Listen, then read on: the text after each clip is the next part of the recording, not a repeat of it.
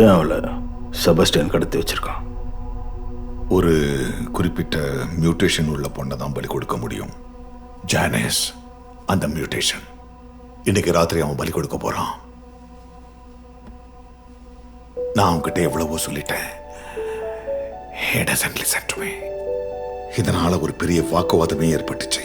அவனோட காணிக்கைக்கு நான் ஒரு பெரிய தடையா வந்து நிப்பேன்னு நினைச்சு செபஸ்டியன் என்னை எங்க ஹவுஸ் அரெஸ்ட் பண்ணி வச்சுட்டான்.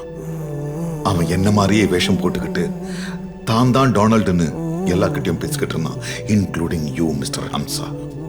அப்புறம் ஒரு முக்கியமான விஷயம், இந்த ராத்திரிக்கு அப்புறம் செபஸ்டியன் உயிரோடு இருந்தா அது அனிதாவுக்கு ரொம்ப ரொம்ப ஆபத்து. அதை ஞாபகம் வச்சுக்கோங்க.